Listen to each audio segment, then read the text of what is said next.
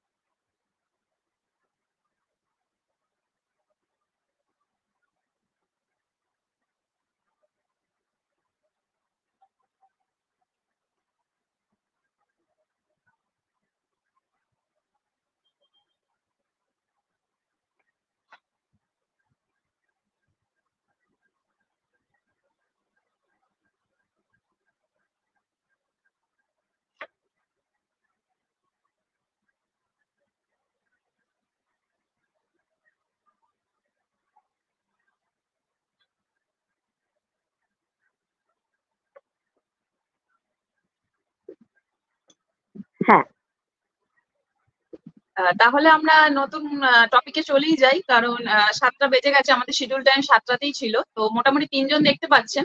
তো আশা করি আরো সবাই ধীরে ধীরে জয়েন করে যাবেন। তো ম্যাম, আমরা আমাদের সেশনটায় চলে যাই। আজকে যে টপিকটা ছিল সেটা ছিল সেলফ কেয়ার। মানে দৈনন্দিন জীবনে চলতে চলতে নিজের কেয়ার করা বা নিজেকে নিয়ে ভাবা, যেটা আমি বারে বারেই বলি, আমার অনেক কথাবার্তার মাধ্যমে, লেখালেখির মাধ্যমে তুলে ধরি যে নিজের কথা ভাবা, নিজের জন্য কিছু করার মতো কেন আমরা টাইম পাই না, অনেক কিছু থাকে, সেগুলো নিয়ে আমরা আলোচনা করবো। তো আজকের মূল টপিক হচ্ছে সেলফ কেয়ার। সেলফ কেয়ারের সাথে সাথে আমরা আরো আলোচনা করবো প্রি ম্যারাইটাল কাউন্সিলিং নিয়ে, গোল সেটিং নিয়ে। তো প্রথমেই আমি আজকে নতুন টপিকটা, যেটা আমাদের এত সুন্দর একটা টপিক, ম্যাডাম আপনি শুরু করুন যে সেলফ কেয়ার জিনিসটা কি, সেলফ কেয়ার কিভাবে আমরা করব নিজেদের, এবং সেলফ কেয়ারটা কিভাবে আমরা আরো পরবর্তীতে নিয়ে এগোবো। আমরা একটা কথা তো সবাই শুনেছি, self care is the best care. তো এবার আসি, আমি একটা এক্সাম্পলে আসছি। ধরো এই একটা আমার কাছে গ্লাস আছে, এটা দেখা যাচ্ছে। তো এই গ্লাসটা এখন এমটি। তো আমার কাছে তুমি যদি বলো যে ম্যাডাম আমাকে 1 গ্লাস জল দিন, আমি দিতে পারবো না। কিন্তু এটা যদি ফুল থাকতো তাহলে আমি কিন্তু তোমাকে দিতে পারতাম।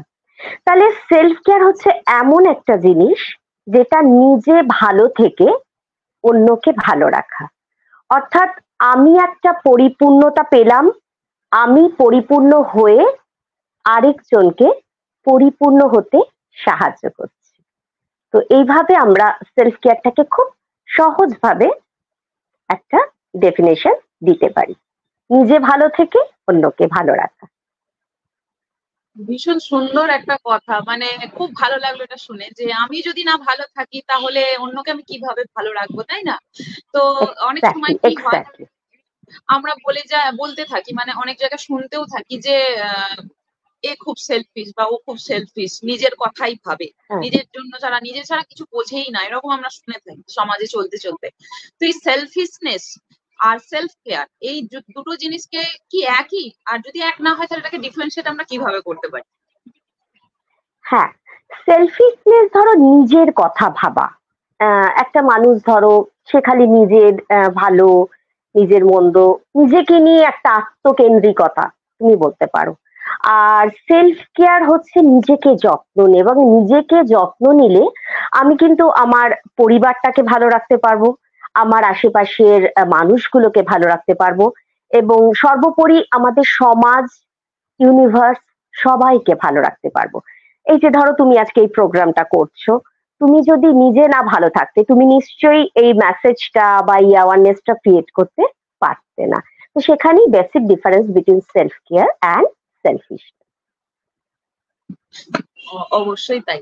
তো এই সেলফ কেয়ার, এটার কি কোনো মানে ডিফারেন্স আছে? মানে যেটা আপনি ডিফারেন্সটা বললেন, তো এর কি কোনো শ্রেণী বিভাগ আছে বা এর ক্লাসিফিকেশন কিছু হতে পারে কি? হ্যাঁ, হ্যাঁ, সেলফ কেয়ারের অনেকগুলোই ক্লাসিফিকেশন আছে। আমি যদি চারটে মূল ক্লাসিফিকেশন ধরি, তাহলে একটা ধরো ফিজিক্যাল, সেটা ধরো 6 থেকে 8 ঘন্টা ঘুম, একটা এক্সারসাইজ করা দিনে 8 ঘন্টা থেকে 45, এনি টাইপ।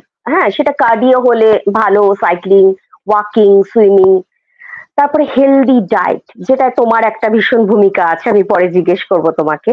এই তিনটে তো বেসিক আছে। তারপরে ধরো আমরা কোথাও একটু ট্রাভেল করলাম, হ্যাঁ, সেটাও কিন্তু one kind of self care. বা এই যে ডক্টর ভিজিট করলাম, নিজেকে ভালো রাখার জন্য চেক আপ করলাম, সেটাও কিন্তু আমাদের ফিজিক্যাল সেলফ কেয়ারের আন্ডারে আসে।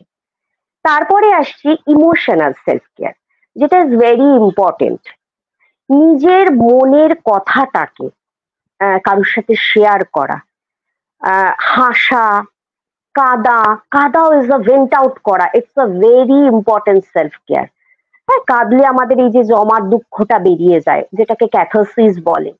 হ্যাঁ, তারপরে ধরো আমার কোনো হবি আছে, সেটাকে ডেভেলপ করা, আমি গান গাইলাম কি আঁকলাম, সেগুলো করা, ইমোশনালি আমি এনরিচ হচ্ছি। হ্যাঁ, সেগুলো এর আন্ডারে পড়ে। তারপরে ধরো নিজের বাচ্চাকে আদর করা, পেটকে আদর করা, এগুলোর মাধ্যমে কিন্তু আমরা ইমোশনালি অনেকটা এনরিচ হই। তারপরে যেটা যাচ্ছি সেটা হচ্ছে সোশ্যাল সেলফ কেয়ার, যেটা সেটা হচ্ছে ধরো এই যে বন্ধুদের সাথে মেলামেশা করা, একটু মাঝে মাঝে একটু কোথাও বেড়াতে যাওয়া, বা সোশ্যালি একটু কানেক্টেড থাকা, একটু বয়স্ক মানুষদের খোঁজ খবর নেওয়া। হ্যাঁ, তারপরে ধরো কিছু সেবামূলক কাজ করা, জনহিতকর কাজ করা, এইগুলো এই সোশ্যাল সেলফ কেয়ারের আন্ডারে আসে। তারপরে যেটা তোমাকে বললাম স্পিরিচুয়াল সেলফ কেয়ার, এটা ভীষণ ইম্পর্টেন্ট। এটা না নিজের আত্মাকে শুদ্ধিকরণ, মানে এটা হতে পারে যে তুমি ডায়েরি লিখলে, যেটা জার্নালিং হতে পারে, যোগা, মেডিটেশন। হ্যাঁ, কি করে তুমি নিজের মানে ভেতরে যে আমাদের সোলটাকে তুমি উন্নত করছো। এটা হতে পারে যে তুমি একটা জলের পাত্র পাখিদের জন্য রাখলে, এক প্যাকেট বিস্কুট কুকুরদের জন্য দিলে, এতে না একটা স্পিরিচুয়ালি মানুষের একটা উন্নত একটা পর্যায়ে মানুষ যেতে পারে, এবং সেটা ভেরি ইম্পর্টেন্ট। এবং সেটা বোধহয় বয়স বাড়ার সাথে সাথে আরেকটু মানুষ রিয়েলাইজ করতে শুরু করে। এছাড়াও অনেকগুলো সেলফ কেয়ার আছে। আমি তোমাকে বলছি, ধর এনভায়রনমেন্টাল সেলফ কেয়ার, এই যে মাঝে মাঝে ধরো প্রকৃতিতে যাওয়া, একটু ট্রাভেল করা, কি আমরা হতো না ছোটবেলায় ছাদে উঠে একটু, এখনকার বাচ্চারা এগুলো জানে না, একটু মেঘ দেখা, মেঘের মধ্যে একটা একটা চরিত্র কল্পনা করা, রাতের আকাশে তারা দেখা, কালপুরুষ, সপ্তর্ষি মণ্ডল দেখা, একটু বারান্দায় বসে চা কফি খাওয়া, এগুলো this are all environmental self care, এতে আমরা ভালো থাকি। তারপরে আসছি ফাইন্যান্সিয়াল সেলফ কেয়ার। এটা ধরো উম টাকা পয়সার ব্যাপারে। প্রত্যেক মানুষই তো উপার্জন করতে চান, এবং উপার্জনের মাধ্যমে তারা ভালো থাকে, কিন্তু সেটা কিছু সেভিংটাও দরকার। একটা সেভিং করা বা টাকাটাকে ঠিক পরিমিতভাবে খরচ করা, এটা ফাইন্যান্সিয়াল সেলফ কেয়ারের আন্ডারে আসে। তারপরে আরেকটা সেলফ কেয়ার তোমাকে বলছি, ইন্টেলেকচুয়াল সেলফ কেয়ার। আমরা যার মাধ্যমে আমাদের ইন্টেলেকচুয়ালি আমরা সমৃদ্ধ লাভ করতে পারি। ধরো আমরা অনেকেই জানি যে দাবা, সুডোকু, শব্দছক বা বিভিন্ন আরো অনেক কিছু যেগুলোর মাধ্যমে আমাদের বুদ্ধিমত্তার বিকাশ ঘটে, সেটাও কিন্তু one type of self care. এবং লাস্টলি আসছি অকুপেশনাল সেলফ কেয়ার, অর্থাৎ নতুন কোনো জব আমি জয়েন করলাম, কি ধরো আমি কোনো কোর্সে জয়েন করলাম, কি আজকেই ধরো এই যে আমরা এই সেশনটা করছি, এটা কিন্তু আমাদের অকুপেশনাল সেলফ কেয়ারের আন্ডারেই আসছি। আমরা কিছু না কিছু ভাবে ভাবছি যে আমাদের নিজেদেরকে আরেকটুখানি বিকাশিত করব, মানুষজনের কাছে পৌঁছাবো। সেই রকম ভাবে বিভিন্ন মানুষ বিভিন্ন কোর্সে জয়েন করতে পারেন। আজকাল তো তুমি জানোই যে ধরো ছোট ছোট বিজনেস করতে পারেন। হ্যাঁ, অনেক মানুষ এভাবে নিজেদের স্বনির্ভর হচ্ছেন। তো এটা হচ্ছে অকুপেশনাল সেলফ কেয়ার। তো এইগুলো গেল মূলত, তুমি যদি ক্লাসিফিকেশন বলো তাহলে এগুলো হচ্ছে মূলত সেই ধরনের ক্লাসিফিকেশন। আমি বোঝাতে পারলাম তোমাকে? হ্যাঁ হ্যাঁ, খুব সুন্দরভাবে আপনি বুঝিয়েছেন, বিশেষ করে এই যে নিজের সাথে যে টাইম কাটানোর ব্যাপারটা। কারণ আপনি বলছিলেন, আমি ফিল করছিলাম, মানে আমি যেটা করি সেটা বলি। নন্দিনী কমেন্টে লিখেছে যে হ্যাঁ, আকাশে তারা দেখার অভ্যাস ছোটবেলার সবচেয়ে সুন্দর স্মৃতিদের মধ্যে একটা। আমি একদম পার্সোনালি বলি, আমি একদম। রোজ রোজ দেখি, মানে আমার বারান্দা দিয়ে আমি রোজ আকাশ হ্যাঁ, দেখি, আমার খুব ভালো লাগে। মানে তারা ভরা আকাশ দেখতে আমার কিন্তু খুব, মানে এক্স্যাক্টলি। চাঁদ উঠলো সেই জিনিসটা দেখতে খুব খুব স্যাটিসফাই ফিল হয়। একটা হয় না, একটা মনের একটা শান্তির ব্যাপার থাকে। মানে মনের হয়তো একটা এটা ভাষায় শান্তি, পৌঁছায় না। পিস আসে। হ্যাঁ, ওটা হ্যাঁ, বেশ ভালো এটা খুব লাগে দেখতে। পিস। পিসফুল একটা হ্যাঁ, ব্যাপার। তো এটা আমিও করে থাকি। ভীষণ। একদম আমরা আচ্ছা, খুব সুন্দর ভালো। উপভোগ এটা করতে পারি। হয়তোবা আমরা আমাদের পরবর্তী প্রজন্মকে অতটা হয়তো শহরের ইটকাটের সভ্যতায় থাকতে থাকতে হয়তো অতটা শেখাতে পারিনি, এটা আমাদেরই অক্ষমতা। কিন্তু এগুলো করলে মনটা খুব ভালো থাকে। তো আমরা চেষ্টা করবো এইসব প্রোগ্রামের মাধ্যমে, যদি আবার কিছু মানুষ এটা লাইভে থাকেন অথবা পরে রেকর্ডিং শোনেন, যাতে এগুলো একটুখানি ফিরিয়ে আনা যায়। তো এছাড়াও ধরো তুমি যদি সেলফ কেয়ার বলো না, আরো অনেকগুলোই আসে। ধরো আমাদের অনেকের মধ্যে থাকে গিল্ট, বিভিন্ন ধরনের আত্মগ্লানিতে আমরা ভুগি। এইটাকে যদি কমানো যায়, সেটাও কিন্তু একটা ভালো থাকা, অর্থাৎ সেলফ কেয়ার। তারপরে একটা বাউন্ডারি, হেলদি বাউন্ডারি মেনটেন করা মানুষের সাথে। হ্যাঁ, অতিরিক্ত কারোর সাথে মিশলে বা আমার চৌহদ্দির মধ্যেও যদি আরেকজনকে ঢোকাই, তাহলে কোথাও একটা কনফ্লিক্টের সম্ভাবনা থাকে। তো আমরা একটা হেলদি বাউন্ডারি মেনটেন করবো। তারপরে টক্সিক মানুষদের কাছ থেকে আমরা একটু দূরে থাকার চেষ্টা করবো। তো এগুলো করলেও তুমি ভালো করে ভেবে দেখবো যে এগুলোও কিন্তু আসলে এক ধরনের সেলফ কেয়ার, নিজেকে ভালো রাখা। তারপরে না বলতে পারা, আমরা অনেক সময় না বলতে পারি না, তার ফলে কিন্তু আমরা অনেক সময় অনেক অসুবিধার সম্মুখীন হই, তারপরে আমাদের মন টন খারাপ হয়ে বসে। তো সেটাও কিন্তু এক ধরনের সেলফ কেয়ার। তো এইভাবে বিভিন্ন ভাবে আমরা কিন্তু সেলফ কেয়ার মানে করতে পারি, ক্লাসিফিকেশন করতে না পারি, এভাবে বিভিন্নভাবে নিজেদের যত্ন নিতে পারি, নিজেদের মনটাকে ভালো রাখতে পারি। তো ভালো করে ভেবে দেখলে দেখবো এগুলো ওয়ান টাইপ অফ সেলফ কেয়ারের আন্ডারেই পড়ে। একদমই তাই। তো বর্তমান যুগে যেটা আমরা দেখি, আমরাও বিভিন্ন, আপনিও আছেন, মানে কিছু কিছু জায়গা থেকে অনেক গ্রুপ দেখি আমরা, অনেক গোষ্ঠী। মানে আগে কি হতো, কোনো ধরনের ক্লাব হতো, তো এখন সবটাই তো আমাদের অনলাইনের জগতে চলে এসেছে বলতে গেলে। এই ট্যাব, ল্যাপটপ বা ফোনের মধ্যে তো অনেক মানুষকে আমরা দেখতে পাচ্ছি, চিনতে পারছি, কিন্তু সেটা কিন্তু ডিজিটাল।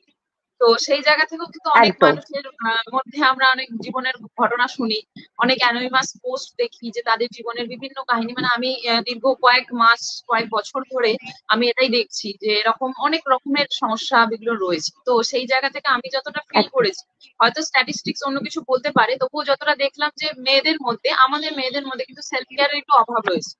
তো আমরা ওমেন হ্যাঁ, সেলফ কেয়ার ভীষণ অভাব সম্পর্কে, রয়েছে। হ্যাঁ, তো ওই জায়গা থেকে হ্যাঁ, ওমেন সেলফ কেয়ার কিভাবে করতে পারি? হ্যাঁ, আমাদের মেয়েদের মধ্যে কিন্তু ওমেন সেলফ কেয়ারের খুবই অভাব। বিশেষ করে মারা অনেক সময় সন্তান জন্ম নেবার পরে মারা কিন্তু নিজেদের যত্নটা নিতে একদমই ভুলে যান। হ্যাঁ, তো কিন্তু যদি আমরা একটা শিডিউল বানিয়ে নিই যে আমরা, এবং তুমি জানো তারপরে বাচ্চা জন্মর পরে একটা পোস্টপার্টাম ডিপ্রেশন হয়ে থাকে অনেকের, বা অনেকেই আমরা যত্ন নিতে পারি না, মেয়েরা বিভিন্ন কাজের মাধ্যমে এবং একটা বাহানা দিই যে না আমার তো সময় নেই। তো সেই ক্ষেত্রে আমরা নিজেরা কি করতে পারি, আমরা এটা তো তোমায় বললাম 6 থেকে 8 ঘন্টা ঘুম, হেলদি ডায়েট, একটা এক্সারসাইজ, এগুলো তো মাস্ট। তাছাড়াও আমরা একটা হবি ডেভেলপ করতে পারি, what ever we like, we can join any class. আমরা কোনো হবি ক্লাসে জয়েন করতে পারি। মানে আমি এই বয়সে এসে এখন ইউকুলেলে শিখি। হ্যাঁ, মানে আমি ইউকুলেলেতে বাজিয়ে গান করি, মানে এই আগের বছর জয়েন করেছি। আমার খুব গান করতাম ছোটবেলায়, সেটা আর এখন হতো না, তো আমি এখন ইউকুলেলে ক্লাস জয়েন করেছি। আরেকটা ভীষণ লাগে যে একটু স্বনির্ভর হওয়া। হ্যাঁ, যতটুকুই হোক একটু যদি আমরা ইনকাম করতে পারি, সেটাও কিন্তু one type of self care. এটা যদি একটু মেয়েরা মানে ভেবে দেখি, কিছু না কিছু করে একটু টিউশন করলাম। আমরা একটা খুব শ্রীদেবীর ভালো সিনেমা দেখেছিলাম, English Vinglish, it was amazing, যে কি করে হোম ডেলিভারি করে, হ্যাঁ, ছোট্টখাট্ট মানে বিভিন্ন গ্রুপস গুলো রয়েছে, তার মাধ্যমে আমরা এটা করতে পারি। তাছাড়াও আরেকটা আমি ভীষণ ইম্পর্টেন্ট বলবো, detoxification from mobile. It's a one kind of self care. মাঝে মাঝে সপ্তাহে একদিন কিন্তু আমরা টোটালি মোবাইল বন্ধ করে রাখতে পারি। আমি এমন অনেক ক্লায়েন্ট পাই যে ওনারা এই জন্য আসেন যে আমরা কিছুতেই মোবাইলটা থেকে দূরে সরতে পারছি না। তো এটা বাড়ির মহিলারাও করেন, এবং যারা অনেকেই, সবাই এখন আমরা দেখবো মোবাইল ইউজ করেন বা সবসময় মোবাইলে ডুবে থাকেন। তো আমি সবাইকেই বলবো আর কি, আমরা আর কি যদি এটা নিয়ে একটু ভাবনা চিন্তা করি যে একটু মোবাইল থেকে দূরে থাকা। যদিও আমরা এই প্রোগ্রামটা মোবাইলের মাধ্যমেই করছি বা ইন্টারনেটের মাধ্যমেই করছি, কিন্তু কিছুটা সময় অযথা স্ক্রলিং না করা, হ্যাঁ, তার বদলে কিছু প্রোডাক্টিভ কাজ করা, যদি কিছু হবি থাকে সেগুলো করা, একটু গাছে জল দেওয়া, কুকিং করা। তো এইভাবে আমরা মেয়েরা কিন্তু নিজেদের যত্ন নিতে পারি। তো এইভাবে সেলফ কেয়ার ব্যাপারটাকে এইভাবে মোটামুটি বোঝানো যায় আর কি। হ্যাঁ, মানে নিজের জন্য হ্যাঁ, আলটিমেটলি দিনের শেষে গিয়ে নিজের জন্য একটু ভাবা, বা সেটা নিয়ে আমরা কতটা প্রোডাক্টিভ ওয়েতে কাজ করতে পারলাম। মানে অনেক সময় হয় যে একদম ভেবে গেলাম কিন্তু সেটাকে প্র্যাকটিক্যালি সেটাকে ইনভেস্ট করতে পারলাম না। তো না, সেই না, জায়গা থেকে হ্যাঁ, ওটাকে নিয়ে একটু করা। বেশ সুন্দরভাবে আপনি বুঝিয়ে দিলেন, মানে খুব ভালো লাগছে এটা। মানে আজকে সেশনটা অনেকেই কমেন্ট করছেন যে this is so important session for everyone. Actually it is. কারণ আর মানে ভীষণ দরকার এই ব্যাপারগুলোকে নিয়ে আলোচনা করা, কারণ সারাদিনের আলোচনা দৈনন্দিন করা, হ্যাঁ, আলোচনা করাটা খুব জরুরি। মানে একটা সময় খুব যায় যে দরকার। আমিও মাঝে মাঝে ফিল করি যে যতই আমাদের বন্ধু বান্ধব থাকুক না কেন, কোথাও গিয়ে কিন্তু আমরা সামহাও একটু একটু সময় একটু কিছু একটা অভাব বোধ করি কোনো একটা জায়গায় গিয়ে। হ্যাঁ, সেই নিজের জন্য নিজে একটু ভাবা, নিজেকে একটু যত্ন করা, প্যাম্পার্ড করা। আচ্ছা, আমার তোমার কাছে একটা প্রশ্ন আছে তামান্না, একটু তুমি যদি ডায়েটের ব্যাপারটা বলো, যে হেলদি ডায়েটটা আমরা কি করে একটুখানি করতে পারি, নিতে পারি। তুমি প্রতিদিনই বিভিন্ন পোস্ট দাও, আমি দেখি, খুব ভালো লাগে। একটু যদি ছোট্ট করে আমাদের বলো। হ্যাঁ, সেলফ কেয়ারটা আমি এই জন্য এবারে চুজ করলাম, আপনাকেও ওই জন্য আমি বললাম যে এই ব্যাপারটা নিয়ে একটুখানি আলোচনা হওয়া দরকার। কারণ আমি এটা কখন আমি আরো বুঝলাম, একটু বিস্তারিত বলি। বেশিরভাগ ক্ষেত্রে হ্যাঁ, যখন কাউন্সিলিং করতে যাই তখন মেয়েদের মধ্যেই কিন্তু এটা দেখতে পাই। ছেলেদের মধ্যে হ্যাঁ থাকে, প্রফেশনাল দিক দিয়ে থাকে যে টাইম পাওয়া যায় না, 8-9 ঘন্টা ডিউটি করে, ঠিক আছে। কিন্তু মেয়েদের মধ্যে এই জায়গাটা অনেক হ্যাঁ, কমন হয়ে যায়। যে কোনো একটা রেসিপি হলো, বা ব্রেকফাস্টের কথা যদি বলি, বা হয়তো লাঞ্চে কিছু খাবার কথা বলছি, বা মিড মর্নিং এর দিকে কিছু খাবার কথা বলছি, যেহেতু একটা লং গ্যাপ হয়ে যাচ্ছে কোনো না কোনো কারণে।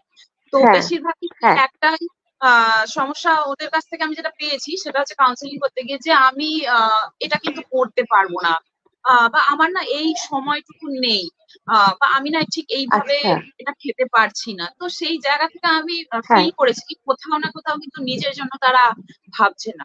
তো সেলফ কেয়ার, এই যে একদম, ডিটক্সিফিকেশনের কথা বললেন না ফোনটার ক্ষেত্রে, এটা তো আমি আসছি এটাতে বলবো। হ্যাঁ, ডিটক্সিফিকেশনটা কিন্তু আমাদের নিজেদের মধ্যেই আছে। মানে আমরা ডিটক্সিফিকেশনটা একদম, এইভাবেই করতে পারি। মানে যে কোনো জিনিস, মানে আমি বলছি না ডায়েট করতে হবে, আমি বলছি না যে একদম সিরিয়ালি সব মেনটেন করতে হবে, কিন্তু এই যে নিজের জন্য করা, এইটা একটু সময় যায়। আমি বেসিক্যালি 5টা পয়েন্ট একটু বলে দিই। প্রথমত হচ্ছে নিজের জন্য একদম, 30 মিনিট সময় বের করা। সেটা যে কোনো একদম। প্রোডাক্টিভ ওয়েতে হতে পারে।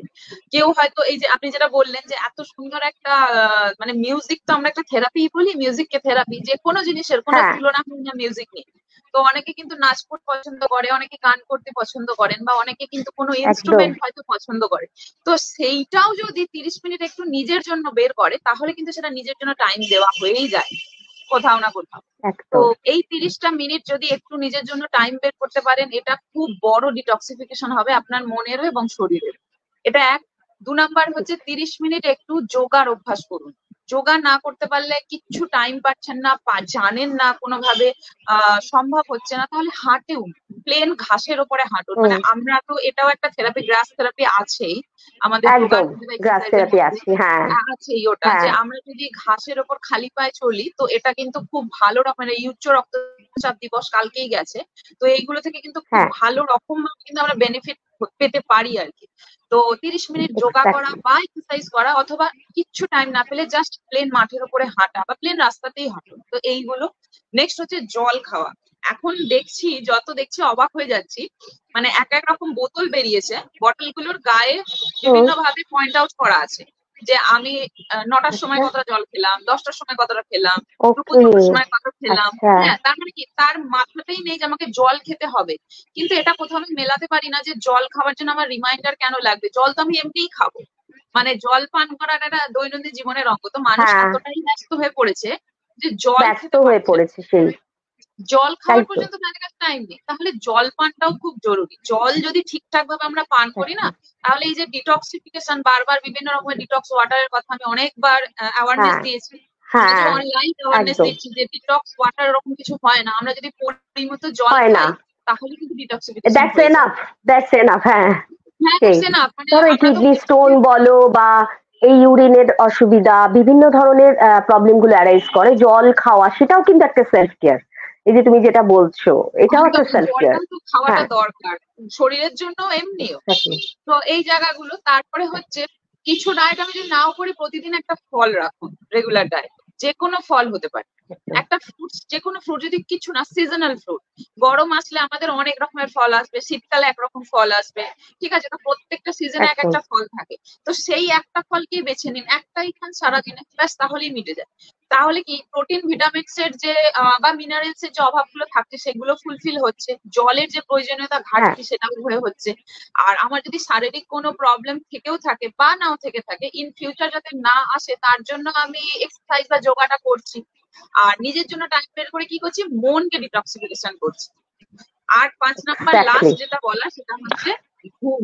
পর্যাপ্ত ঘুম, প্রপার স্লিপ যাদের না হয়, তাদের কিন্তু প্রচুর সমস্যা আছে। মানে থাইরয়েড হ্যাঁ, এবং থেকে সেটা আরম্ভ একদম করে ডাইরেক্ট, বিভিন্ন আছে। হ্যাঁ, ডাইরেক্ট মেন্টাল হেলথ এর উপরও একটা ইম্প্যাক্ট ফেলে। তুমি দেখবে রাতে ঘুম না হলেই কেমন মনটা সকালবেলা উঠে খিচখিচ করছে, কিছু ভালো লাগছে না। হ্যাঁ, এটা ভীষণ একটা ইম্পর্টেন্ট কথা, 6 থেকে 8 ঘন্টা ঘুম, তাই না? তো একদমই তাই। এবার সেই। কি হয়, অনেকে কি করে, হয়তো আজকে ভাবলো আজকে আমি তাড়াতাড়ি ঘুমাবো, তো সে 10টার মধ্যে ঘুমিয়ে পড়ছে, কিন্তু কালকে গিয়ে আবার 11টায় একদম। ঘুমাতে যাচ্ছে। পরের দিন কিন্তু আবার 12টা, 12:30 বেজে যাচ্ছে। যখন উইকেন্ড আসছে, হয়তো সিরিজ দেখছে, মুভি দেখছে, সেই জায়গায় 2টো 3টে বেজে যাচ্ছে। তার মানে কি হচ্ছে, স্লিপ একদম। সাইকেল তো ডিস্টার্ব হচ্ছেই, প্লাস বায়োলজিক্যাল ক্লকটা কিন্তু একদম যাতা অবস্থা হয়ে যাচ্ছে। ক্লকটা তার মানে একদম ডিস্টার্ব, হ্যাঁ। একদম। তো সেই জায়গা থেকে টাইমকে ফিক্স করা খুব জরুরি। ঘুমের প্রপার টাইম, আজকে যদি আমি একদম। 10টায় শুই, প্রতিদিন আমি 10টায় শোবো। তখনই কিন্তু হ্যাঁ, স্লিপ ঠিক সাইকেল ঠিক। ওয়েতে থাকলে কিন্তু মেন্টাল হেলথ বলি বা ফিজিক্যাল হেলথ, ইমোশনালিও আমরা কিন্তু অনেক দুটোই ভালো ভালো থাকবো। থাকবে, হ্যাঁ। এবং এই যে আমি এতগুলো বললাম সেলফ কেয়ারে, এগুলো কিন্তু একটা হ্যাবিটের মধ্যে পরিণত করা। যে মানে এই যে হ্যাবিট যদি না হয়, তাহলে তো আমরা ধরো বলি 7 ডেজ, 21 ডেজ, 3 মান্থ, এরম ভাবে বলি। তো এটা যদি আমরা হ্যাবিটে পরিণত না করি, কোনো কিন্তু কাজ হবে না, তুমি যেটা বললে। এটা একটা আমরা হ্যাবিটের মধ্যে পরিণত করবো সেলফ কেয়ারটাকে। তো খুব সুন্দর লাগছে, তোমার কথাগুলো খুব ভালো লাগছে শুনে। একটু ডায়েটিশিয়ানের কাছে ডাইরেক্ট এরম ভাবে শুনলেও ভালো লাগে, যতটা মানুষকে একটুখানি সচেতন করা যায় এই বিষয়ে। অ্যাওয়ারনেসটাই তো আমাদের মূল লক্ষ্য, মানে আমি শুধু এটাই একদম, চাইছি, জাস্ট একদম, অ্যাওয়ারনেস আসুক, যে কোনো ভাবেই হোক অ্যাওয়ারনেস দেওয়া একদম, একমাত্র আমার উদ্দেশ্য। তো ঠিক আছে, এটা একদম। নিয়ে আমরা তো কথা বললাম, সেলফ কেয়ার খুব সুন্দরভাবে আমরা এটা বুঝলাম। তো এবার চলে আসি যে জিনিসটা, যেটা নিয়ে আমরা বোধহয় আমরা এখন হ্যাঁ, সবাই ভুক্তভোগী, সেটা হচ্ছে স্ট্রেস। হ্যাঁ, তো স্ট্রেসটা কি, আর এক্স্যাক্টলি। স্ট্রেসটা হলে কিরকম কিরকম ফিলিং হয় মানুষের মধ্যে, বা কোনো কি সাইন এন্ড সিমটমস দেখা যায়, তো সেইগুলো সম্পর্কে যদি একটু বলেন। আচ্ছা, তার মানে না, এই ধরো আমি একটা ফোন ধরে আছি, দেখতে পাচ্ছ তুমি? এটা আমি যদি তোমাকে বলি যে তামান্না তুমি এটা ধরে থাকো, তুমি কতক্ষণ পারবে? আর 5 মিনিট, 10 মিনিট, আধ 10 ঘন্টা। মিনিট, তারপরে হ্যাঁ, তো তোমার হাতটা ধরে আসবে, একটা ঝিনঝিন করবে। তো আমি যদি এটার সাথে বর্ণনা করি, স্ট্রেস হচ্ছে একটা চাপ, যেটা আমাদের ভেতরের থেকে হতে পারে অথবা বাইরে থেকে আসতে পারে, এবং এমন একটা চাপ যেটা যখন আমাদের সহ্যের ক্ষমতার বাইরে চলে যায়।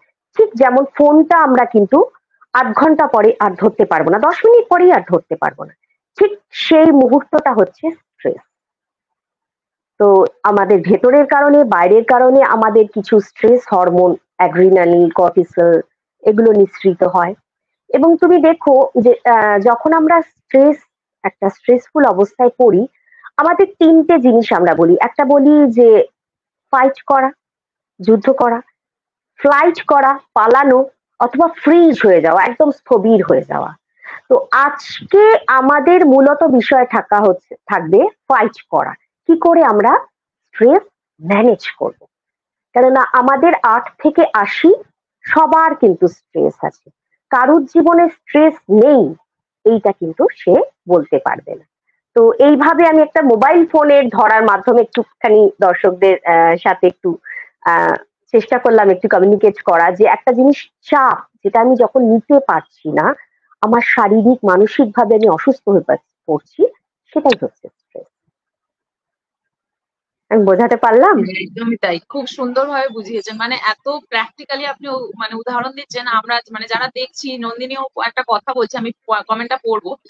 তার আগে আমি একটু বলে রাখি, আমার ভীষণ ভাবে ভালো লাগছে, মানে আমি না খুব খুব ভীষণ লাইট ফিল করছি, এবং খুব ভালো লাগছে আমার এই জিনিসটা। না, আমারও খুব ভালো জানতে লাগছে, আমিও চাইছিলাম তোমারটায় আসতে, হ্যাঁ, অনেকদিন ধরে চাইছিলাম আমার খুব ভালো কমিউনিকেট লাগছে। করতে।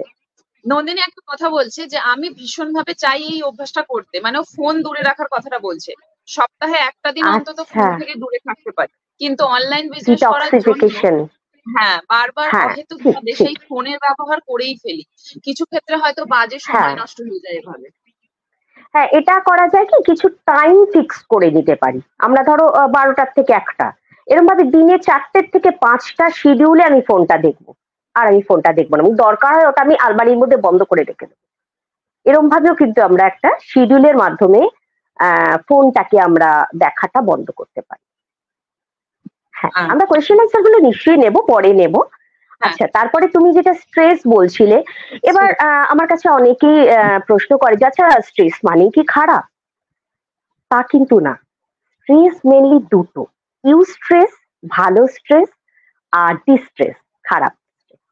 ইউস্ট্রেস কাকে বলে? আজকে ধরো এই প্রোগ্রামটায় আসার আগে একটু তো মনের ভেতরটা আমার করছিল যে ঠিকঠাক মতো আমি ঢুকতে পারবো কিনা, ঠিকঠাক মতো মাইকটা কাজ করবে কিনা, নেটওয়ার্কটা আমার ঠিকঠাক থাকবে কিনা। এই যে একটা জিনিস, যেটা শর্ট টার্ম কিন্তু প্রোডাক্টিভ, এটার মাধ্যমে আমরা প্রোডাক্টিভ কাজ করছি, যে অ্যাওয়ারনেসটা ছড়া চেষ্টা করছি আর কি। তো ইউস্ট্রেস হচ্ছে সেই ভালো স্ট্রেস, যেটা হচ্ছে শর্ট টার্ম, প্রোডাক্টিভ, এবং যার মাধ্যমে একটা এনথুজিয়াস্টিক ব্যাপারটা থাকে, আমি এটা উৎসাহিত বোধ করছি তোমার সাথে কথা বলার জন্য। তো অ্যাজ ফর এক্সাম্পল, এক্সামের আগে যে স্ট্রেসটা হয়, সেটা কিন্তু ওয়ান কাইন্ড অফ ইউস্ট্রেস। এটা স্বাভাবিক, প্রত্যেকটা মানুষের এটা স্বাভাবিক, এবং তার মাধ্যমেই তুমি দেখো আমরা একটা জায়গায় যেতে পারি, একটা প্রোডাক্টিভ জায়গায় যেতে পারি। তারপরে ধরো অনেক সময় রিলেশনশিপের ক্ষেত্রে একটা নতুন ডেটিং এ যাচ্ছে, একটা উদ্দীপনা ভেতরে কাজ করে, সেটাও হচ্ছে ইউস্ট্রেস। একটা ট্রাভেল করতে যাচ্ছি, দেখবে আমার এটা হয় যে দূরে কোথাও জার্নি যাবো, বাবা আবার বাড়ি ছেড়ে যাচ্ছি, কবে প্রথমটা একটু মনে মনে এরকম একটু হয় আর কি, এটা একটা। তারপরে কোনো একটা নতুন কিছু শিখছি, তার আগেও দেখবে ভেতরে কেমন একটা ভয় ভয় করে, বাবা নতুন ক্লাসে যাব, পারবো কি পারবো না। তো দিজ আর অল, মানে ইউস্ট্রেস ও these are all productive, short term, আমাদের উৎসাহিত করে ভালো স্ট্রেস। তাহলে ভালো স্ট্রেস মানে হচ্ছে ইউস্ট্রেস, যেটাকে বলা হয়। এরপরে আসছি, কিন্তু এই ইউস্ট্রেসটা একটা থ্রিশোল্ড পয়েন্টে গিয়ে না নেমে যায়, এটাকে আমরা একটা কার্ভের মাধ্যমে দেখাতে পারি, সেটা তখন ডিস্ট্রেসে পরিণত হয়। ডিস্ট্রেস গুলো হচ্ছে সবই হচ্ছে লং টার্ম এবং নন প্রোডাক্টিভ। এর ফলে হয় ডিপ্রেশন, হয় অ্যাংজাইটি হয় এবং আরো বিভিন্ন ধরনের প্রবলেম অ্যারাইজ করে। তাহলে আমরা দুটো স্ট্রেস বললাম, স্ট্রেস ভালো স্ট্রেস আর ডিস্ট্রেস খারাপ।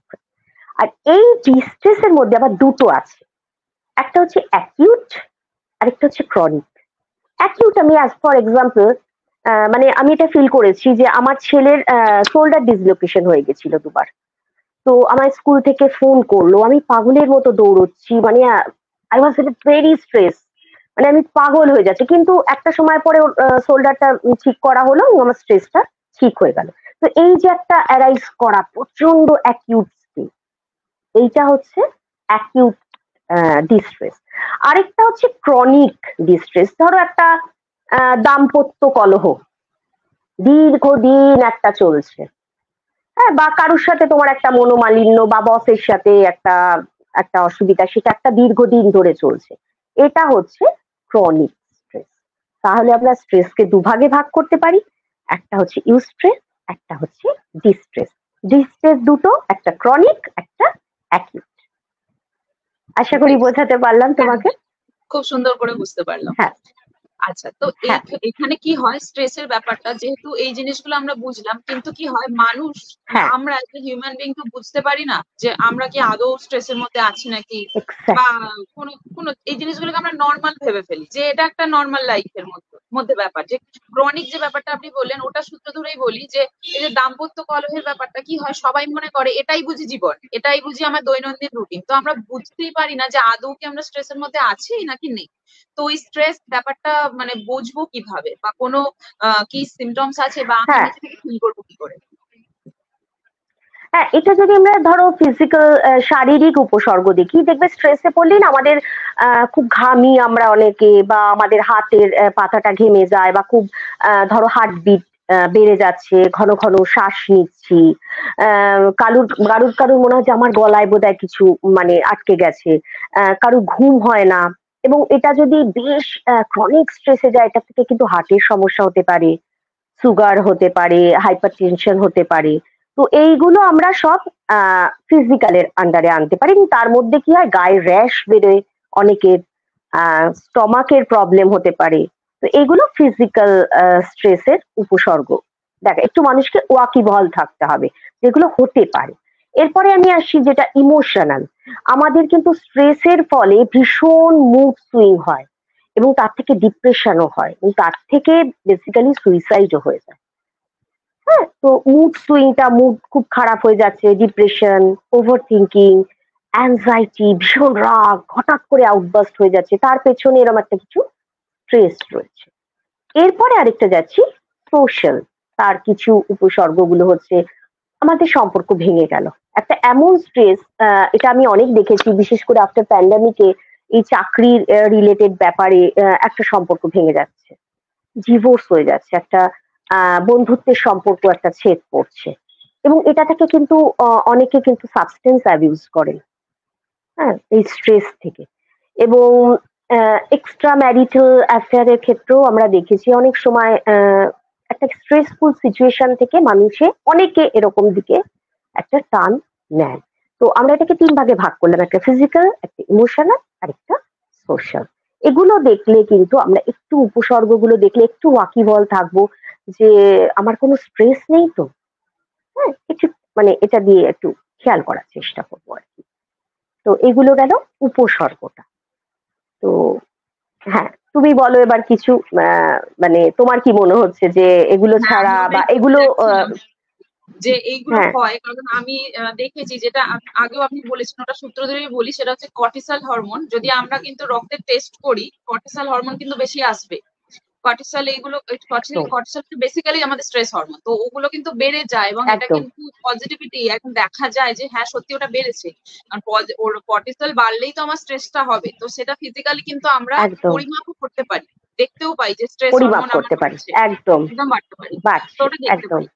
তো কি হয় এবং আমরা সাইকোলজিক্যাল দিক দিয়ে পারি হচ্ছে তোমার টেস্ট করা যায়, কিছু কিছু সাইকোমেট্রি টেস্ট আছে, তার মাধ্যমেও কিন্তু আমরা স্ট্রেসের লেভেলটা বুঝতে পারি যে মাইল্ড, মডারেট নাকি সিভিয়ার, এটাও কিন্তু বোঝা যায়। কোয়েশ্চেনিয়ারের মাধ্যমে বোঝা আচ্ছা, যায়। হ্যাঁ বেশ। তো তাহলে এই স্ট্রেসটাকে ম্যানেজমেন্ট আমরা কিভাবে করব, বা কেউ যে হয়তো হ্যাঁ, বুঝলো এবার ব্যাপারটা, তাহলে সে আরেকটা এগোবে জায়গায় কি? আমি আসি, যে এই স্ট্রেসের কারণগুলো কি কি। হ্যাঁ, এই কারণ কিছু ইন্টারনাল কারণ থাকে, কিছু এক্সটার্নাল। ইন্টারনাল বলতে অনেক মানুষ দেখবে খুব মানে স্বভাব তাদের হচ্ছে ভীষণ ওভার থিঙ্কিং করা, তারা সবটাতেই খুব স্ট্রেস নিয়ে ফেলেন আর কি। তারপরে ধরো অনেকে আছেন যে খুব নেগেটিভ ভাবনা চিন্তা করে যে এটা হবে না, এটা করতে পারবো না, বা পেসিমিস্টিক বলতে পারো, যে এরকম ভাবনা চিন্তা করেন। তারপরে হচ্ছে আমাদের অনেকেই আমরা আছি, আমরা খুব পারফেকশনিজমে বিশ্বাস করি যে আমাদের এটা নিখুঁত হতেই হবে, এটা হতেই হবে, মানে আনরিয়েলিস্টিক একটা এক্সপেকটেশন, সেটার থেকেও কিন্তু আমাকে ফার্স্ট হতেই হবে। আমি অনেক বাচ্চা, আমি স্টুডেন্ট কাউন্সিলিং করতে গিয়ে দেখেছি অনেক বাচ্চা নিজেরা স্ট্রেস নিয়ে ফেলে যে আমার তো পরীক্ষায় এত পার্সেন্ট পেতেই হবে। এইগুলো দিজ আর অল ইন্টারনাল ভাবে আমাদের যে স্ট্রেস গুলো অ্যারাইজ করছে। হ্যাঁ, তাহলে ওই পেসিমিস্টিক একটা স্বভাব, কিছু একটু ধরুন মানে ধরো একটা ক্রনিক একটা তাদের একটা উড়ি করার স্বভাব। তারপরে অনেকে আছে নিজেরা নেগেটিভ সেলফ টক করে, আমরা সবাই করি অল্প বিস্তর, কিন্তু একটু বেশি বেশি, আমি কিছুই পারবো না, আমার দ্বারা কিছুই হবে না। আর এই যে একটা পারফেকশনিজম, এইগুলো এগুলো ভীষণ মানে আমাদের স্ট্রেসফুল দিকে নিয়ে যায়। এবার আমি এক্সটার্নাল স্ট্রেসের দিকে আসছি। থ্রেট, প্রথমেই আসে থ্রেট। ধরো একটা জবে আমি এক্সাম্পল দিয়ে বলেছি যে আমার এত টার্গেট না করলে কিন্তু আমার জবটা হয়তো থাকবে না, এটা একটা থ্রেট, এক্সটার্নাল। তারপরে আসছি ধরো স্ট্রাগল। ধরো একটা জায়গায় আমরা গেছি, তার মানুষদের আমাদের পছন্দ হচ্ছে না, সেখানেও আমাদের এক ধরনের স্ট্রাগল শুরু হয়ে যায়, তার থেকে একটা স্ট্রেস হয়। এরপরে হচ্ছে একটা প্রেশার আসে, সেটা ধরো পরীক্ষার প্রেশার আসতে পারে, সেটা বাইরের বাবা মার থেকে আসতে পারে, সমাজ থেকে আসতে পারে, রিলেশনশিপের একটা প্রেশার থাকে যে আমাকে তো ঠিকঠাক মতো সবকিছু করতে হবে, সেটাও একটা স্ট্রেস নিয়ে যায়। এছাড়াও একটা কনফ্লিক্ট আছে, অন্য লোকের সাথে হয়তো মতবিরোধ হচ্ছে, হ্যাঁ, সেখান থেকেও বিভিন্ন স্ট্রেস অ্যারাইজ করে। এছাড়াও ধরো লাইফের বিভিন্ন ঘটনা, ধরো আমরা একটা শহর থেকে আরেকটা শহরে গেছি, বা ধরো আমাদের বাড়িতে কারো ডেথ হয়েছে, হ্যাঁ, এগুলোও কিন্তু, বা ফাইন্যান্সিয়াল ক্রাইসিস, এগুলোও কিন্তু আমাদের আস্তে আস্তে স্ট্রেসের দিকে নিয়ে যায়। তো এগুলো আমরা যদি বলি তাহলে বলবো যে দিজ আর অল এক্সটার্নাল, যত ধরো মানে স্ট্রেস, তার কারণ বা রুট কজ আর কি। তো একটা আমি বললাম যে স্ট্রেস কাকে বলে, কত ধরনের স্ট্রেস, ভালো স্ট্রেস, খারাপ স্ট্রেস, স্ট্রেস থেকে কি কি উপসর্গ হয়, আর এটা আমি বললাম যে কজেস, সেই কজ। তো হ্যাঁ, বলো এবার, তো এবার এবার তুমি যেটা যেটা বলার বলছিলে। ছিল হ্যাঁ, ম্যানেজমেন্টটা হ্যাঁ কিভাবে আমরা বুঝবো, বা কিভাবে এটাকে কন্ট্রোল করবো স্ট্রেসটাকে। হ্যাঁ, কোশ্চেনটাও এটাই এসছে, how will you control the stress, আমরা কিভাবে ম্যানেজমেন্টটা করবো। হ্যাঁ, এক্স্যাক্টলি। তো আমরা তো ধরো সাইকোলজিক্যাল দিক দিয়ে তো বুঝতেই পারি, আমরা কিছু সাইকোমেট্রি টেস্ট করে বুঝতে পারি mild to moderate, moderate two severe. তো আমরা মাইল্ড টু মডারেট, আমরা সাইকোলজিস্টরা, আমরা তো টক থেরাপি বা বিভিন্ন থেরাপির মাধ্যমে করি, আমরা তো ওষুধ দিতে পারি না। যেই মুহূর্তে আমি দেখবো ওটা সিভিয়ারের দিকে যাচ্ছে, আমি সাইকিয়াট্রিস্টকে রেফার করে দেবো, উনি ওষুধ দেবেন। তো প্রথমেই যেটা আমি বলবো যে একটু ঠান্ডা মাথায় ভাবা যে রুট কজটা কি, কেন আমার স্ট্রেস হচ্ছে। হ্যাঁ, ধরো এই যে পরীক্ষার সময় একটা প্রচন্ড স্ট্রেস যায় বা কিছু, আহ, সেটা রুট কজটা কিন্তু আমরা একটা স্ট্রেস ডায়েরি মেনটেন করতে বলি যে কখন স্ট্রেসটা হচ্ছে, কি কি শারীরিক উপসর্গ, ইমোশনাল বিহেভিয়ার উপসর্গ, একটা স্ট্রেস ডায়েরি আমরা মেনটেন করতে বলি রুট কজটা বের করার জন্য। এবং রুট কজটাকে আমরা কিছু থেরাপির মাধ্যমে, সিবিটি বলো, মেনলি সিবিটি আর কি, আমরা কিন্তু ওটাকে ঠিক করার চেষ্টা করতে পারি। এছাড়াও আমরা চারটে জিনিস করতে পারি। একটা ধরো relaxation technique, deep breathing, yoga, তারপরে জেপিএমআর, মাসেল রিল্যাক্সেশন, সেগুলোর মাধ্যমে করা যায়। আর ধরো খুব স্ট্রেসফুল সিচুয়েশন আমরা মাইন্ডটাকে কনভার্ট করতে পারি, অন্যদিকে মাইন্ডটাকে নিয়ে যাবার, ডাইভার্ট করতে পারি, সেগুলোরও বেশ কিছু টেকনিক্স আমাদের থাকে, সেগুলো আমরা মাইন্ডটাকে অন্যদিকে নিয়ে যাবার চেষ্টা করতে পারি। এছাড়াও হচ্ছে বডি মুভমেন্ট করা। আমরা যেই মুহূর্তে বডি মুভমেন্ট করব না, আমাদের হ্যাপি হরমোন গুলো, তুমি তো জানো, ডোপামিন, সেরোটোনিন, অক্সিটোসিন, এন্ডরফিন এগুলো নিঃসৃত হতে শুরু করে। তো আমরা বলি যে স্ট্রেসে পড়লেই বডিটাকে একটু ঝাঁকান বা হাঁটা চলা, সবচেয়ে হচ্ছে ওয়াক করা। এই ঘরের মধ্যে একটু হাঁটা চলা, কিছুক্ষণ পরে দেখবো একটু একটা ফিল গুড ফ্যাক্টর কাজ করছে আর কি। আর লাস্টলি যেটা হচ্ছে আমাদের থট প্রসেসটাকে চেঞ্জ করতে পারি। সেটা যেমন সিবিটির মাধ্যমে করা যায়, একটা থেরাপি। তাছাড়াও আমরা মনটাকে কিছু একটা সুন্দর দৃশ্য কল্পনা করতে পারি, যে আমরা ধরো কোথাও বেড়াতে গেছিলাম। হ্যাঁ, তো সেটা তো আমি করেই থাকি আমার সেশন গুলোতে আর কি। একটা জায়গায় বেড়াতে গেছিলাম, কেমন সুন্দর অনুভব করছিলাম। আস্তে আস্তে দেখবো কিন্তু আমাদের স্ট্রেস হরমোন গুলো কমতে থাকে। তো এইভাবে আমরা স্ট্রেসটাকে ম্যানেজ করার চেষ্টা করতে পারি। তাছাড়াও আমি কিছু টেকনিক বলছি, যেমন তোমাকে বলছি ধরো বাচ্চাদের ক্ষেত্রে আমি ভীষণ করাই যে ধরো হাত পা গুলো একটু শেক করা, হাঁটা তো একটা রয়েছে, হাত পা গুলো শেক করা বা এরম এরম করা, হ্যাঁ এরম এরম করা, বা একটুখানি ধরো ওই যে এক ধরনের বল থাকে না স্কুইজ করা যায়, ওইগুলো একটু করা। তাছাড়াও আরেকটা খুব ভালো কাজ নেয়, this is a Japanese technique. আমি আঙুলটাকে এরকম, এরকম, এরকম, এরকম, এরকম, আবার এই হাতেও ঠিক সেম ওয়েতে করলাম। অথবা একটা এর সাথে যদি আমরা একটু রিল্যাক্সেশন মিউজিক চালিয়ে দিতে পারি, হ্যাঁ, যেটা আমি করে থাকি আর কি আমার ক্লায়েন্টদের ক্ষেত্রে। তো ভীষণ একটা কাম হয়ে যায় ভেতরটা। তো আমরা এইভাবে চেষ্টা করতে পারি স্ট্রেসটা ম্যানেজ করার, এবং সর্বোপরি আমাদের কারণটা খুঁজে বের করলে সেটা থেকে কিন্তু আমাদের সম্পূর্ণভাবে এটা থেকে আমরা বেরিয়ে আসতে পারি, স্ট্রেসটা থেকে। কোনো অ্যারোমা হ্যাঁ। থেরাপি কি এখানে হেল্প করতে পারে? ভালো হ্যাঁ, গন্ধ। অ্যারোমা থেরাপি হেল্প করতে পারে। হ্যাঁ, ভালো গন্ধ, তুমি যেটা বললে কর্পূর, আমি যেমন রিসেন্টলি একটা কর্পূরদানি কিনেছি। আমি বেশ টুক করে কর্পূর দিয়ে দিই, বা অ্যারোমা থেরাপি বিভিন্ন আ বা ক্যান্ডেলের একটু লাইট করা, মনটা এবং ক্লিনলি মানে পরিষ্কার করা, বাড়ি ঘরদোর পরিষ্কার করলে ভীষণ ভালো একটা মনটা দেখবে স্ট্রেসটা যেন কোথায় চলে যায়। হ্যাঁ, ক্লিনলিনেস এটা একটা ভীষণ ইম্পর্টেন্ট জিনিস। তাছাড়াও তো তোমার রেগুলার ওই ৬ থেকে ৮ ঘন্টা ঘুম, হেলদি ডায়েট, একটা এক্সারসাইজ রেগুলার করলেই আমাদের হ্যাপি হরমোন গুলো নিঃসৃত হতে থাকে। হ্যাঁ, তো এটা আমরা করতেই পারি। আরেকটা কথা কি জানো তো, আমরা না ভীষণ অ্যাটিচিউডটাকে একটু চেঞ্জ করতে পারি। ধর আমি তোকে বলছি, আমরা না 90% অফ আওয়ার থট আমরা রিঅ্যাক্ট করি। হ্যাঁ, তার মানে অ্যাজাম্পশন, সেটা কিন্তু সত্যি হয়তো ঘটে না। ধর আমি এটা ফর এক্সাম্পল বলছি যে আমার কোথাও যাওয়ার আছে, আমার গাড়িটা খারাপ হয়ে গেছে, কি আমার ড্রাইভার এলো না, বাট প্রচন্ড স্ট্রেস হয়ে গেল। তো আমরা তো একটা ক্যাব বুক করে যেতে পারি। তো আমরা যদি একটুখানি আমাদের অ্যাটিচিউডটাকে চেঞ্জ করি, সেটাও কিন্তু আমাদের, যে টেক ইট ইজি, এত না পৃথিবীতে সবকিছু একটা ভীষণ সিরিয়াসলি আমরা নেব না। যে একটু রেজাল্ট না হয় একটু হলো, একটু একবার খারাপ হলো, জানি ভীষণ কম্পিটিশনের যুগ, একটু যদি জীবনটাকে আমরা ইজিলি নিতে পারি, একটু যদি স্লোলি চলি, সব সময় ফাস্ট আমাকে হতেই হবে কি ফাস্ট লাইফ, হ্যাঁ, যেটা একটুখানি আস্তে সুস্তে কাজ করলাম, তাতেও কিন্তু দেখা যায় স্ট্রেসটা অনেকটা কমে, অনেকটা ভালো মানে একটা কাজ করে। তাছাড়াও টাইম ম্যানেজমেন্ট আছে, যদি তুমি টাইমটাকে খুব সুন্দর করে ম্যানেজ করতে পারো, তাহলে তোমার স্ট্রেস গুলো কিন্তু মানে কম হয় আর কি। তো বিভিন্ন টেকনিক, এবং এটা জানো তো ডিপেন্ড করে পার্সন টু পার্সন, কে কেমন ভাবে স্ট্রেসটাকে হ্যান্ডেল করে, সেই ব্যক্তি পারে আর কি। তো এগুলো আমি দু একটা এক্সাম্পল দিলাম, যে এরকম ভাবে ট্রাই করা যেতে পারে, এটা আর কি। হ্যাঁ, হ্যাঁ, কারণ তুমি কি প্রতিটা বলো, তোমার মানুষের তো কি মনে হচ্ছে? হ্যাঁ, কারণ প্রতিটা মানুষের তো লাইফস্টাইল তো আলাদা হবেই। তো তাদের টাইম একদম ম্যানেজমেন্টটা একদম। যদি সে করে, তো ওটাও তো হ্যাঁ, হতেই মানে হবেই, সেটা আলাদা তো হ্যাঁ, হবেই। তো সেই জায়গা থেকে সেটা পার্সন টু পার্সন ডিপেন্ডও করবে। তো ডিপেন্ড করে, নন্দিনী বলছে ডিপেন্ড করে। একদম এই ফার্স্ট লাইফের চক্করে আমরা নিজেদের উপর বড্ড চাপ দিয়ে ফেলছি প্রতিনিয়ত। হ্যাঁ, চাপ দিয়ে এক্স্যাক্টলি, ফেলছি তো এক্স্যাক্টলি। মানে একটা টার্গেটের মতো থাকে যে আমাকে এটা হ্যাঁ, রিচ করতেই হবে এটা বা এই করতেই গোলটা হবে, আমাকে এটা রিচ পৌঁছতেই হবে। করতেই হবে।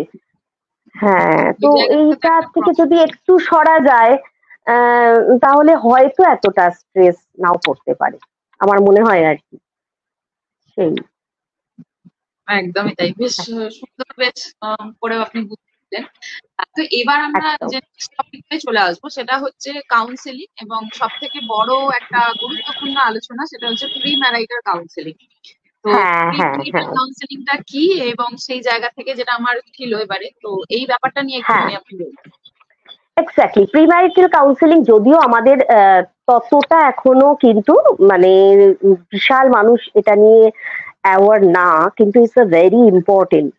হ্যাঁ, মানে ভীষণ একটা গুরুত্বপূর্ণ one kind of psycho education. মানুষকে দুটো মানুষ যারা ধরো বিবাহ বন্ধনে আবদ্ধ হতে যাচ্ছে, তাদের মধ্যে কম্প্যাটিবিলিটি আছে কিনা কিছু টেস্টের মাধ্যমে বোঝা যায়।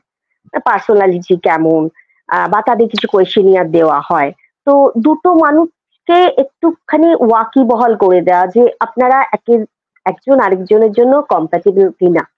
হ্যাঁ, তো সেটাকেই আমরা বিয়ের আগে আমরা বলি যে একটু যদি মানে ওই হরোস্কোপ এইগুলোর বদলে বা ঠিকুজি কুশির বদলে যদি একটু ব্লাড টেস্ট করা যায় আর একটু প্রিম্যারিটাল কাউন্সিলিং করা যায়, হয়তো বা অনেক ক্ষেত্রে সুফল পাওয়া যায়। তো this is one kind of psycho education, premarital counselling, বিয়ের আগে একটা কাউন্সিলিং করা। অনেক সময় আমরা মানে দেখি, আমি বলবো তার আগে আমি আগে জেনে নিই, সেটা হচ্ছে যে এই হ্যাঁ, যে কম্প্যাটিবিলিটি যেটা আপনি বললেন, মানে কম্প্যাটিবল কি না সেটা দেখার জন্য কিছু টেস্ট বা কিছু কোয়েশ্চেন, তো অনেক হ্যাঁ, সময় হয়তো দেখা গেল রেজাল্টে এলো যে কম্প্যাটিবল নয়, হতেই পারে। সেক্ষেত্রে আমরা বলি যে হ্যাঁ, সেক্ষেত্রে আমরা বলি ভালো করে ভেবে দেখুন, হতেই পারে একজন আরেকজনের জন্য ভালোবাসা যদি থাকে চেঞ্জ হয়। আবার অনেক সময় তো এটাও হতে পারে যে দুটো মানুষ আলাদা হয়ে গেলেই হয়তো সুখে থাকবে। সেটাও কেন আমরা ভেবে দেখি না যে সব সময় যে একটা মানুষ আরেকটা মানুষের জন্যই মানে ভীষণ ভাবে পারফেক্ট না হতে পারে।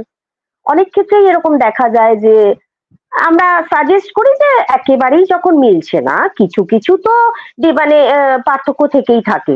কিন্তু যদি ধরো এখন মানে 100%ই মিলছে না, তাহলে হয়তো মেবি সেই সম্পর্কটা বিবাহের দিকে না যাওয়াই ভালো। একদমই তাই। তো এই জায়গা থেকে একটা যেটা আমি বললাম যে টেস্টের কথা আপনি বললেন, ব্লাড টেস্টের কথা, ওটার সূত্র ধরেই আমি কয়েকটা কথা একটু অ্যাওয়ারনেস এর জন্য বলতে চাই। যেমন ভাবে প্রি হ্যাঁ, ম্যারিটাল কাউন্সিলিং হয়, একভাবে কিন্তু জেনেটিক কাউন্সিলিং ও হয়ে থাকে। অর্থাৎ একদম, আমাদের একদম। জিনগত কিছু পরীক্ষা এবং রক্ত পরীক্ষার মাধ্যমে, সেটাও কিন্তু হ্যাঁ, কাউন্সিলিং মাধ্যমেই আমরা জানতে পারি। অর্থাৎ এই যে জানতে পারি। কথোপকথন যেটা আমরা এখন করছি, ঠিক জাস্ট এইভাবেই কথোপকথনের মাধ্যমে কিন্তু একজন কাপল যারা গেছেন আর কি, তো তাদের একদম। শরীরে যদি কোনো জেনেটিক কোনো রোগ থেকে থাকে, তো অষ্টমীয়, সেই হ্যাঁ। জায়গা থেকে হ্যাঁ সেটা কিন্তু তার পরবর্তী জেনারেশনে যাবে, কারণ হ্যাঁ, মানে থ্যালাসেমিয়া বা এরম ধরনের, হ্যাঁ, তুমি তো জানোই এগুলো হিমোফিলিয়া তো ক্যারি আছে, ফরওয়ার্ড হয়। ইয়ে আছে, হিমোফিলিয়া, কালার ব্লাইন্ডনেস হ্যাঁ, আছে, এই হ্যাঁ, ধরনের কালার জিনিসগুলো কি ব্লাইন্ডনেস হয়। আছে। এবার হ্যাঁ, মুশকিলটা হয়ে যায় কি, জেনেটিক কাউন্সিলিং এর কথাটা সবাই শুনলেই হয়তো মানে বুঝতে পারে না যে এরা আবার কিরকম হুম, ব্যাপার। মানে একটু তো ভয় সেই জায়গা পায় থেকে আর কি। পিছিয়ে আসে, ভয় পায়। হ্যাঁ, তো এটা করালে কিন্তু মানে আমরা হয়তো কিছু একটা জিনিসকে ক্যারিয়ার করে নিয়ে যাচ্ছি জিনের মাধ্যমে, সেটা তো আমার পক্ষে জানা একদম। পসিবল না, কারণ আমি না, না, বলছি আমি তো সুস্থ আছি, আমার তো কিছু হয়নি, কিন্তু আমি না। কিন্তু কেরিয়ার হতেও পারি। হ্যাঁ, তো কেরিয়ার এই হতে পারে, আমার জিনে তো থাকতেই পারে। হ্যাঁ, থাকতেই পারে। তো যে আসবে পরবর্তী জেনারেশন, তাদের কিন্তু হিউজ সাফার করতে হয়। তো এমন এক একটা বাচ্চা দেখেছি এত ছোট বয়সে তাদের, তো তো সেই জায়গা থেকে কিন্তু জেনেটিক কাউন্সিলিং বলি।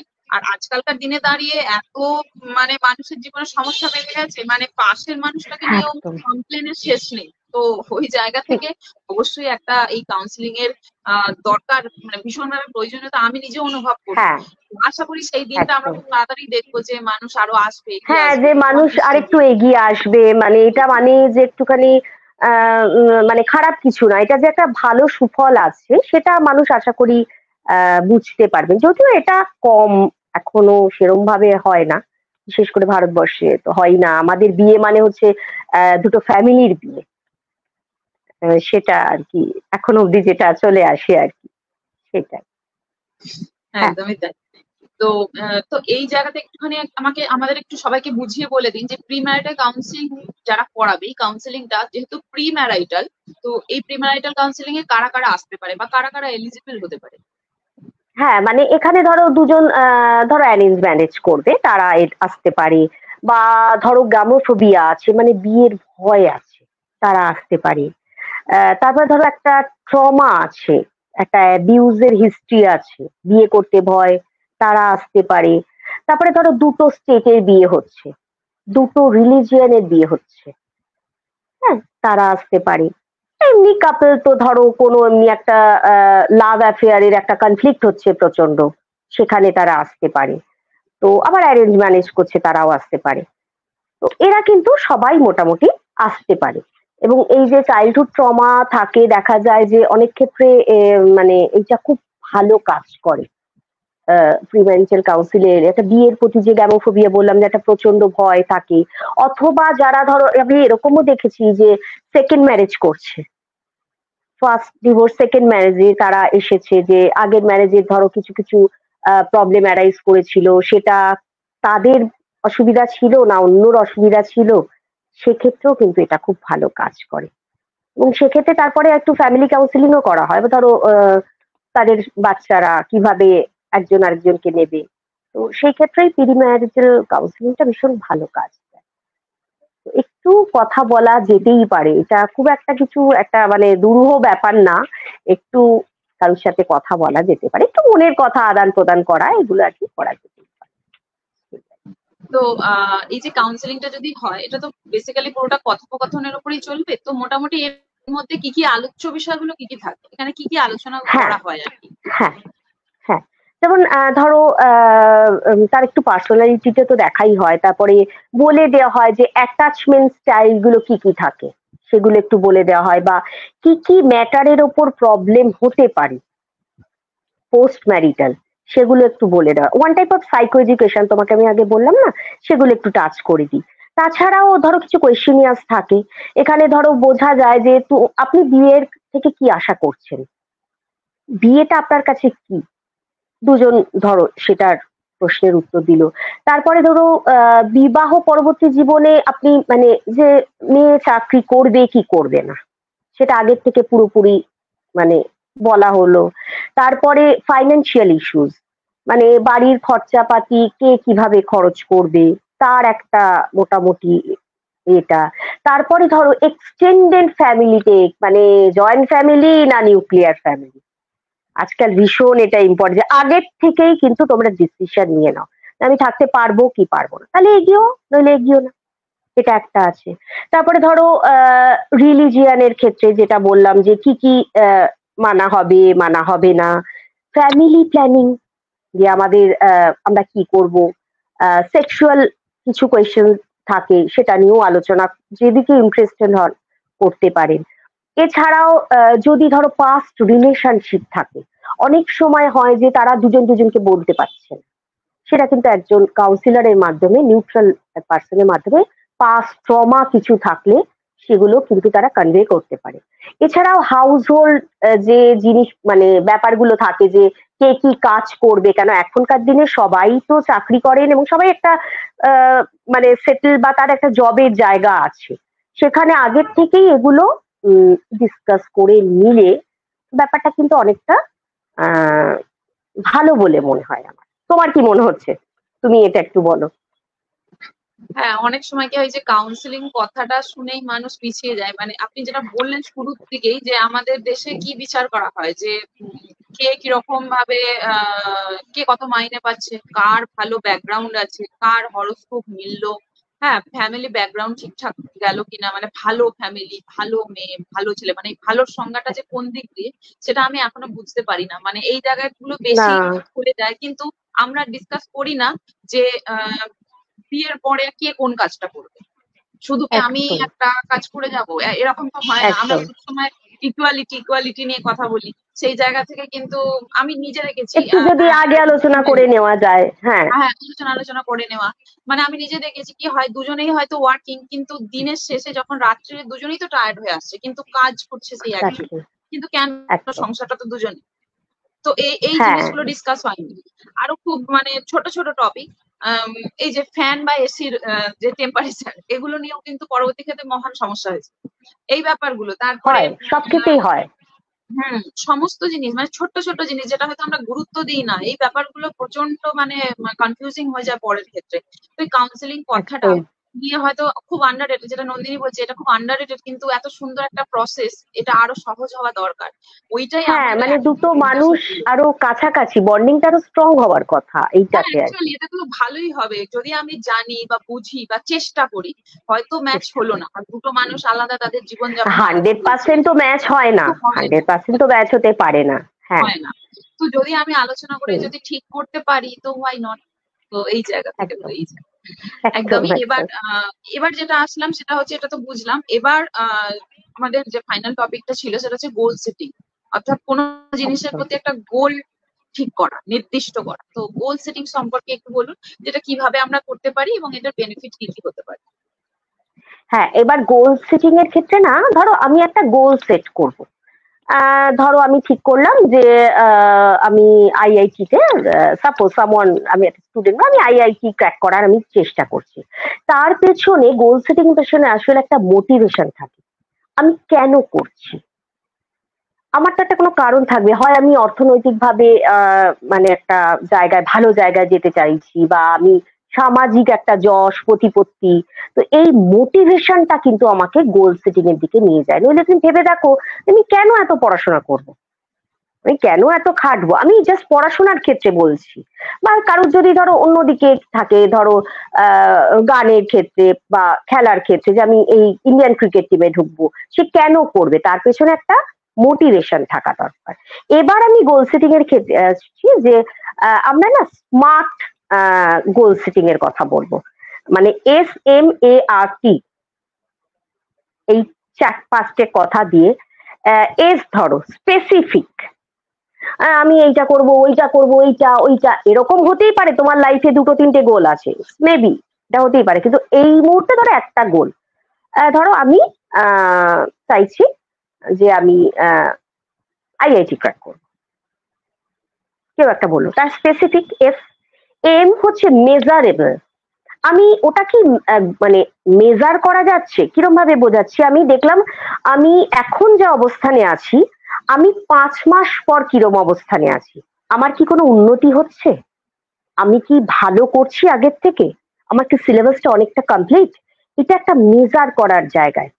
বা আমি ক্রিকেটের ক্ষেত্রেই ধরছি, একজন ধরো প্লেয়ার, সে আগে যেরকম খেলতো, সে কি সবকিছু মানে সব, ধর ওই আমি এতটা জানি না, ওই স্কোয়াড ড্রাইভ এই ওইগুলো পারছে কিনা ভালো, বা বল করতে গিয়ে সে তার উন্নতি হচ্ছে, এটা একটা মেজার পয়েন্টের দিকে যাওয়ার চেষ্টা করছি, যেটা গণনা করা যাবে।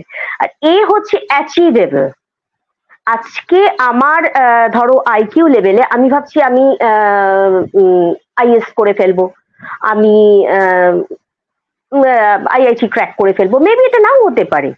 আমার ওটা অ্যাচিভেবল কিনা, আমি ওটা করতে পারবো কিনা, যেটা এখন কোটা বা অন্যান্য জায়গায় দেখা যাচ্ছে, স্ট্যাটিস্টিক্যালি ওরা বারবার এই একটা অ্যাডভার্টাইজও দিচ্ছে যে are you eligible to crack, মানে আপনার কি সেই আইকিউ লেভেলটা আছে, নইলে ওখানে দেখা যাচ্ছে বাবা মা পয়সা খরচা করে ভর্তি করাচ্ছে, এত বাড়ি ঘরদোর বিক্রি করে করছে, সে ক্র্যাক করতে পারছে না, সুইসাইড হয়ে যাচ্ছে। সেটা কি achievable? R for SMAR, realistic কি ওটা? আমি সত্যি কি ওটা করতে পারবো? আজকে যদি আমি বলি হঠাৎ করে যে আমি দীপিকা পাডুকান হয়ে যাব, is it possible for me? আমার কি সেরকম ফিগার আছে? আমি কি সেই জায়গাটায় যেতে পারবো? হ্যাঁ, এটা কি রিয়েলিস্টিক? আর একটা হচ্ছে টি ফর টাইম বাউন্ড। আমি কি অনন্তকাল ধরেই করব, নাকি আমি একটা টাইম বেঁধে নেব? আমি ধরো এই আমাদের যেমন short term goal, long term goal, এরকম 5 ইয়ার্স, 10 ইয়ার্স, 6 মান্থ, এরকম ভাবে আমি একটা টাইম, যে আমি আজকে থেকে কালকেই আমি একটা গোল সেটিং করছিলাম, একটি ছেলে 6 মাসের একটা গোল সেট সে করলো, তারপরে সে 5 ইয়ার্সটা সে কোনোদিন এগুলো ভাবেইনি, কিন্তু আমার সাথে সাথে সে ভাবতে শুরু করলো যে 5 ইয়ার্স পরে সে কোথায় চাইছে। 10 ইয়ার্সটা সে নিজেই বললো যে ও কিন্তু মানে একটি ধরো 19 বছরের ছেলে, সে কিন্তু একটা ওয়েল সেটেল একটা ফ্যামিলি চায়, একটা ফ্যামিলি চাই, তার মানেই হচ্ছে ও এখন সেটেল হয়ে যাচ্ছে, তারপরে সে একটা সুন্দর জীবন সঙ্গী চায়, সে বাবা হতে চায়। ছেলেটি নিজেই বলল, অদ্ভুত ভাবে আমাকে যে ম্যাডাম আমি এগুলো কিন্তু কোনোদিন আগে ভাবিনি, মানে আপনি আমাকে এটা ভাবতে সাহায্য করলেন। তো এইভাবে আমরা ছোট ছোট করে একটা গোল সেটিং এর পরিকল্পনা করি, এবং আরো অনেক প্রসিডিওর আছে, তার মাধ্যমে আমরা চেষ্টা করি আর কি মানুষকে একটু হেল্প করার, যে যে জায়গায় আছে একটা লক্ষ্যে পৌঁছে দেবার, কিন্তু তার একটা মোটিভেশন থাকার দরকার। এই যে তুমি কাজটা আজকে করছো, তোমার তো একটা মোটিভেশন রয়েছে যে আমি অ্যাওয়ারনেসটাকে স্প্রেড করবো, এবং তার মাধ্যমে তোমাকে দুটো চারটে লোক জানবে। সেই কারণেই তুমি একটা গোল সেট করছো, এই যে আজকে এটা করছো, এটাই তো তোমার আজকের গোল, যাতে কমপ্লিট হয় আজকের আমাদের এই সেশনটা 1 আওয়ার একটা সুন্দর হয়। তো এর জন্য একটা মোটিভেশন সবসময় একটা জীবনে দরকার আর কি। দরকার তো হয়। অনেক সময় কি হয়, হয়তো একদম আমরা নিজেকে সেইভাবে মোটিভেট করতে পারি না, তখন আমাদের কারোর না, সাহায্য লাগে কারোর সাহায্যর সবকিছু। দরকার হয়।